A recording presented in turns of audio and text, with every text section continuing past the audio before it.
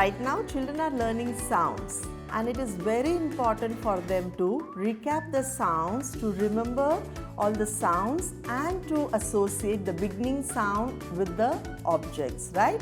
And for that I'll give you 5 simple strategies which will help them to enjoy the process and to remember all the sounds, right? So let's do that. So simple thing, we have different objects at home, right? So here I have some objects in my box, I kept it here, and we need to make some sound cards. So you can place the sounds here, the letters here, and ask child to match the letter with the object. So for example, B. So the child looks for the object and matches B, ball, or B, butterfly. T, tiger. M, mask. K, cow. R, ribbon, or rhino. Yeah, and this way the child can match the objects with the letters. Now the second strategy, I have the letter cards with me and I have some picture cards. Very important, visuals are very important for children to make connections. Yeah, so now let's see how do we play this. Cat. Cat begins with which letter? Cat begins with K. Ostrich. Ostrich begins with O. This is how you can match the pictures with the letters. We have always experienced that children enjoy doing this. They enjoy matching the letters with the picture cards. It helps them in 2 ways. One, to make connection with the letter and the pictures. Secondly, they build vocabulary, and it's very interesting. Children enjoy to continuously do again and again. So please provide them the picture cards and the letter cards. They will really have fun. When you go for shopping and you take your child along with you, the child observes you, right? And they love the concept of the customer and the shopkeeper buying and paying money. And they come back home and they mimic the same thing. So it becomes a great opportunity for a role play where you become the shopkeeper and your child becomes the customer, and he or she has to buy something from the shop which is created at home. So like this you can create a phonic shop with different objects, yeah, and the child has to buy things, but they don't have money. Remember, you have made the sound cards?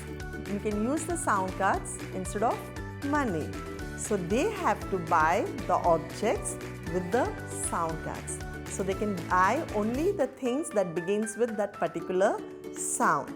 For example, if the child comes to the shop and want to buy something with fur sound, he has to look for the object that begins with fur.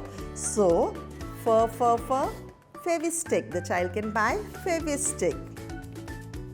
Now the child has sir sound. So first the child has to recognize which sound is this, and with this sound, sir, sir, sir, smiley. He can buy smiley. K, cow. This is a lovely way to play as a family. Here the family comes together and each one plays different role, and also to learn about phonics. The next game, treasure hunt. Children enjoy playing treasure hunt. It can be played in 2 ways. One, the child can write the sounds that he or she has learned, right? For example, if the child has learned to write B, B, F, then L, then T, K. So, here what it can be done, the child picks up the letter which he or she has written, or you write for them. It can be any ways.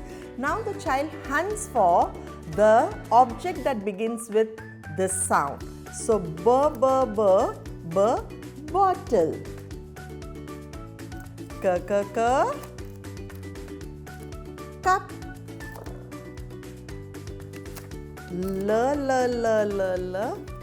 Lamp. So simple. It can be other way round. You take the post-its along with you and let the child go to each and every object. It can be door, window, curtain, chair, vegetables in the fridge. It can be anything. And the child looks at the object or the things and write the sound and stick the post-it over there. And it's so much of fun doing this. I'm sure looking at this, you must have recalled your childhood. We all have played hopscotch, and this is a wonderful outdoor game. And we use this game to learn phonics. And it can be played in different ways. It can be something that you throw the counter, you reach to a particular object, you pick up the object and you tell the name of the object and the beginning sound. The second way can be, you have the sound card, you aim at that particular object that begins with. For example, I have ma. So ma goes with marker. So I'm aiming at marker. Then I hop and go, I pick up both and I come back. And the third one is, the child goes to any object or the picture, and for example, if the child picks up the block, the child writes, block begins with B, and picks up the object and comes back.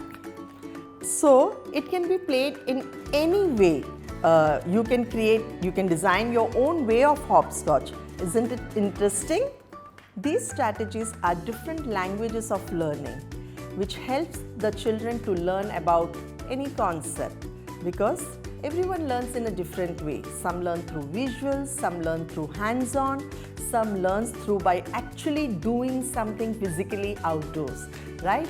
So we use these different languages of learning, which helps to cater each and every child.